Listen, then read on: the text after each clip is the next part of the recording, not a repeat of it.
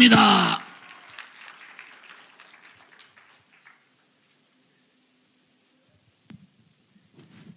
예, 미국 선거 궁금하시죠? 뭐 복잡합니다. 제가 이번에도 그 트럼프 대통령이 된다고 예측을 했는데 저는 점쟁이가 아니고 학자이기 때문에 여러 가지 이 조건들을 다 보고서 이번에 분명히 트럼프가 된다라고 얘기를 했습니다. 제가 고등학교 때 제가 제일 가고 싶었던 대학이 서울대학교 영문학과였습니다.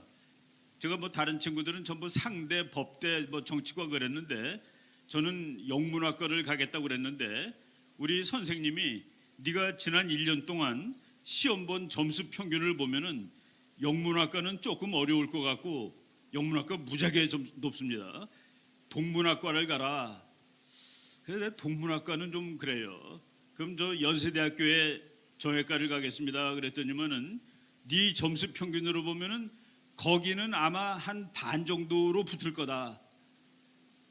100% 붙을 때를 가르쳐 줄게. 그랬더니 그러면서 행정학과를 보라고 그러더라고요. 그렇게 이제 다 통계적으로 예측할 수가 있는 거가 있습니다. 네 점수가 평균 85점이니까 이 점수로 어느 대학 가면은 100% 확률로 붙고 어디 가면은 70으로 붙고 어디 가면 90으로 붙는다. 바로 그런 조건으로 이제 미국 대통령이 이 사람 이 정도 되면 붙는다라고 이제 예측을 하는 것이죠. 한 두세 개만 말씀드리겠습니다.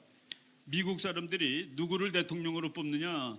지난 4년 동안 내 주머니를 두둑해주게 한 사람으로 뽑습니다. 내 주머니가 두둑하면은 되는 거예요.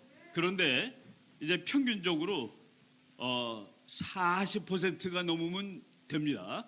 국민들이 한 40% 4년보다 저 사람이 그러니까 저 사람 때문에 내가 잘 살게 되었어가 40이면 되는 거예요. 왜 40이면 되느냐고요?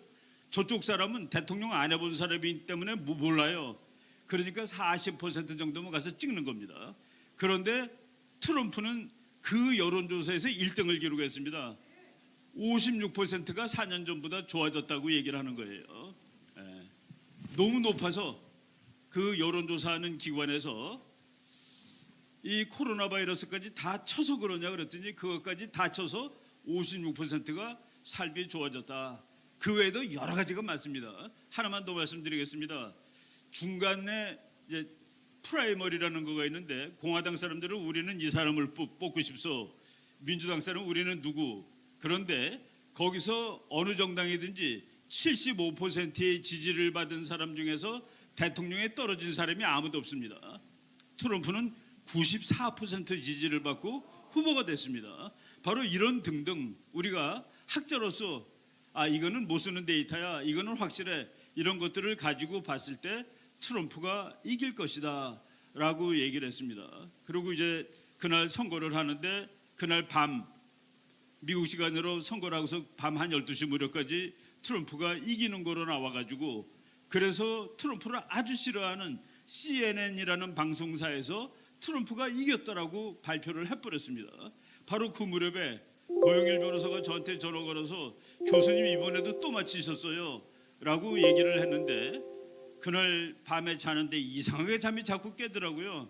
아침에 깨보니까 트럼프가 떨어진 거로 나온 거예요. 여기서 이제 문제가 발생을 하는 겁니다.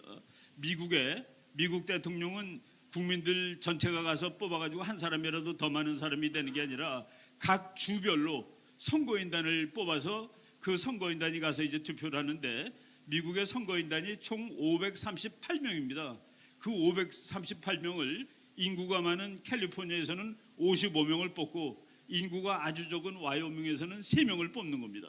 그래서 이제 주마다 다 우리는 요 3명, 우리는 여기 55명 이렇게 해서 보는데 거기서 항상 좀 치열한 주가 6개가 있는데 그 6개 주가 지난번에는 트럼프가 다 이겼었는데 아주 제일 중요한 거 미시간, 위스콘신, 펜실베니아인데 거기서 트럼프가 다 이겼는데 이번엔 다 진 거로 나온 겁니다.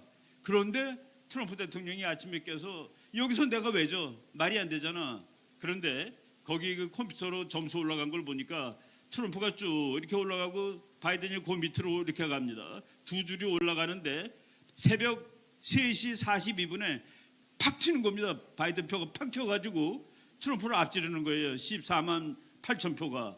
그 사이에 트럼프 표는 미시간주에서는 뭐 어디 그 두 중에서 한 주는 0표, 그리고 한 주는 120표, 200몇 표. 그러니까 114만 표가 한 사람이 올라가는데 그 시간 동안에 아무리 기계가 잘 쳐도 14만 표를 쓰지 못합니다. 이런 것들 때문에 트럼프가 이거는 부정이야. 이거는 기계가 지금 조작된 거야. 기계 조작된 것은 어떻게 조작하냐면은 제가 최근에 동영상을 봤습니다. 표 집어넣는 걸 막 집어넣는데 그냥 읽으려는데 읽는 거예요.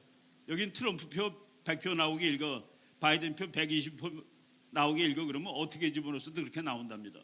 그거를 시연하는 것을 보고서 미국 사람들이 이럴 수가 하는, 그것이 벌써 2010 몇 년에 다 그 기계 도미니온이라는 회사가 만든 기계랍니다. 그 기계를 미국에서 30 몇 개 주가 썼는데 지금 제일 시비가 걸린 펜실베니아, 그리고 위스콘신, 미시간, 조지아, 그리고 이제 저쪽 2개 주 해가지고 지금 이제 그 주가 총 79표인데 그 79표를 지금 미국에서 소송을 걸어가지고 그 79표가 결정이 안 된 겁니다. 그러다 보니까 지금 현재 결정된 표만 가지고 보면은 트럼프가 232표, 바이든이 227표. 그러니까 둘 다 538 나누기 2 그러면 269인데 269보다 한 표가 넘은 사람이 대통령이 되잖아요. 지금 그게 둘 다 안 된 거예요. 그 79개가 어디로 가야 되느냐. 근데 바이든은 그게 내 거야라고 계산해서 내가 300 몇 표야, 그래서 내가 이긴 거야라고 언론이 얘기하는 겁니다. 그런데 주에서 이 사람이 이겼습니다. 우리 선거인단은 이 사람을 찍을 겁니다라고 아직 영어로 말하면 certify라고 그럽니다. certify 되지 않은 것이 79개예요. 79개가 certify가 되지 않아서 누구도 270표가 되지 않았다. 지금 현재 거기까지가 이제 지금 현재 진행 상황이고, 그러고서 언제까지 돼야 되느냐? 12월 8일까지 모든 주에서 우리는 이 사람이라고 해야 됩니다. 그러면은 그 사람들이 12월 14일 날 모여서 투표를 해요. 그래가지고 대통령이 확정되는 건데 지금 상황으로 봤을 때 12월 8일까지 서티파이를 못할 주가 너무 많습니다. 그러면은 누구도 대통령이 안 돼요. 그때 미국 헌법에 의해서 이제 컨틴전트 일렉션이라고 이제 있습니다. 특별 선거 또는 뭐 임시 선거, 하여간 컨틴전트라는 것은 비정상 선거라는 뜻이에요. 그건 어떻게 하느냐?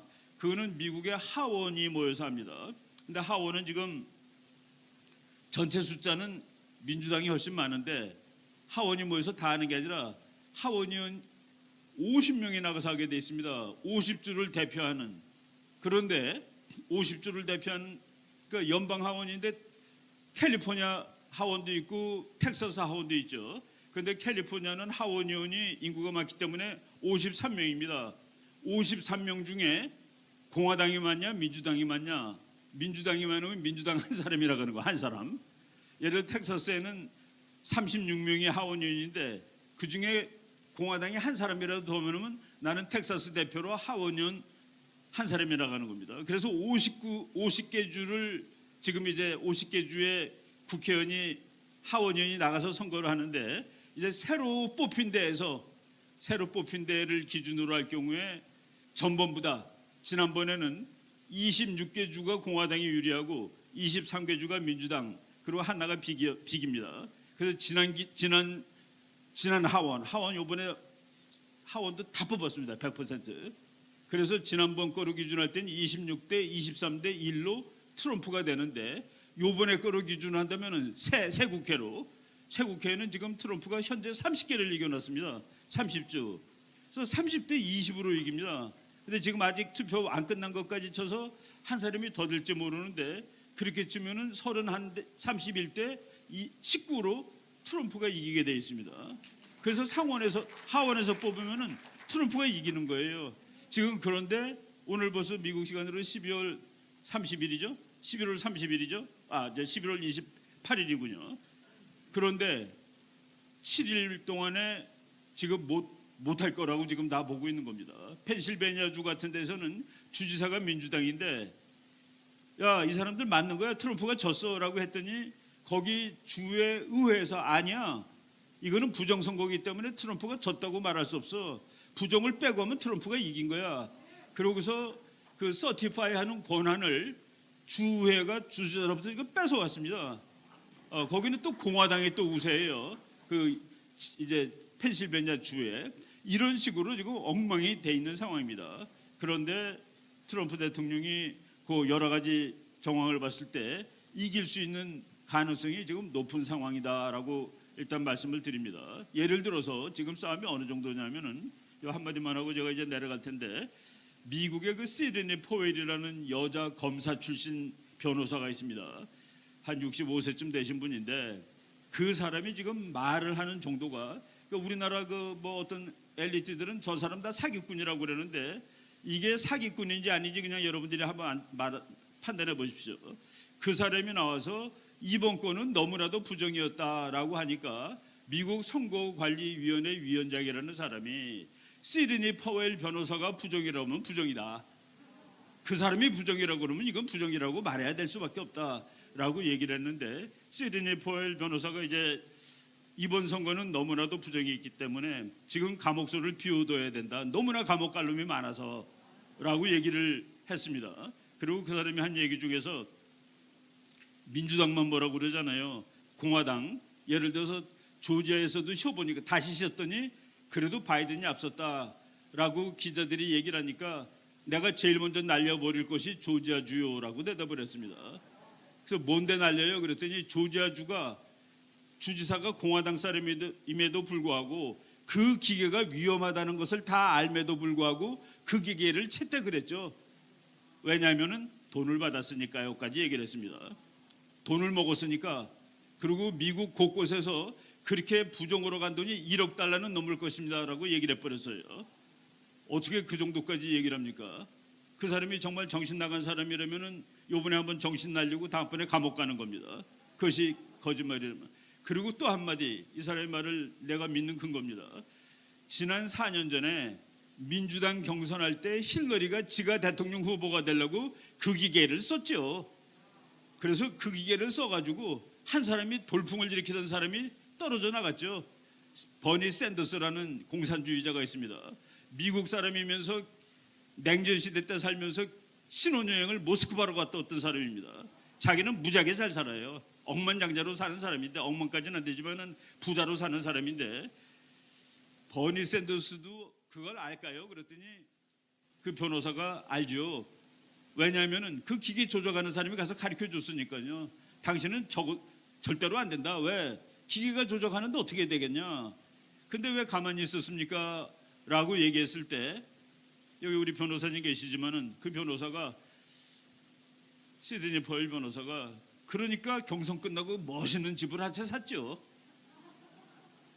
예, 그 말 한 지가 지금 한 열흘 됐는데, 열흘 넘었는데, 버니 샌더스라든가 힐러리가 이 사람을 지금 고발 안 하고 있습니다. 이거 고발해야 되는 거 아닌가요? 예, 고발해야 되죠. 자기가 정말로 그렇지 않다면은. 그래서 지금 이 싸움은 한쪽이 죽는 싸움이라는 그 얘기입니다. 그래서 나는 시드니 포웰 변호사, 내가 그렇게 오랫동안 알던 사람은 아니지만은, 야, 이 정도까지 얘기하는 것을 보니까. 그리고 이제 트럼프 대통령이 2018년 9월 12일 날 어떤 행정명령의 그 명령을 바랍니다. 그 행정명령이 2년 전에 나온 건데, 그 내용이 뭐냐면은, 외국이 미국의 선거에 개입했다는 증거가 잡힐 경우에 비상조치를 내릴 수 있는 그런 조치를 했는데, 지금 시드니 포웰 변호사가 엊그제 이란하고 중국이 개입한 것은 100% 확실하다라고 얘기를 해버렸습니다. 바로 지금 상황이 이렇게 진행되고 있다라고 말씀을 드립니다. 우리 결론은 몰라요. 결론은 하나님이 아는 것이죠. 하나님이 아는 것인데, 지금 어떤 사람이 트럼프가 결혼 3번이나 한 놈이 기독교를 대표할 수 없다. 예수님이 말이죠, 돌아가실 때 같이 죽은 그 강도 2놈이, 그 중에 한 놈이 우리 저 예수님은 여기 매달릴 사람이 아니라고 얘기하니까 너 오늘 천당 갈 거라고 하나님이, 예수님이 얘기해 주시잖아요. 죽는 순간에까지도 용서를 받을 수 있는데, 저는 트럼프가 결혼 3번 했기 때문에 그 사람은 기독교도를 대표할 수 없다라는 것은 저는 그렇지 않습니다. 그럼 우리 어렸을 때 전부 다 그 나쁜 짓 많이 하고 젊었을 때, 그리고 나중에 회개한 사람들은 지옥 갑니까? 그러면은 바로 이런 것들을 잘 생각해 봐야 되는데, 우리나라도 생각이 그렇게 갈려요. 트럼프가 워낙 신문에 나쁜 놈으로 나왔기 때문에 그걸 믿는 사람들이 많습니다. 책 읽으세요. 논문 읽으시고 신문에 트럼프는 이상한 놈이고 심지어 그런 얘기도 나와요. 트럼프가 오바마가 묵었던 호텔에 소련에 있는 호텔 가가지고 창녀 불러다가 창녀한테 오줌 쌌다고. 말이 되는 소리입니까 그게? 이런 것들이 신문에 나오고 그래요. 근데 우리가 이제 올바르게 알아야 됩니다. 올바르게 알아야 되고 바이든 그렇게 욕하지 않습니다. 다만 그 사람이 대통령 직무를 수행하기에는 몸이 너무 약해요. 나이도 많고 정말 경무인데 그리고 우리나라는 누가 돼도 우리가 잘하기 나름입니다. 우리가 잘하면 다 좋아요. 미국 대통령도 한국하고 다 좋습니다.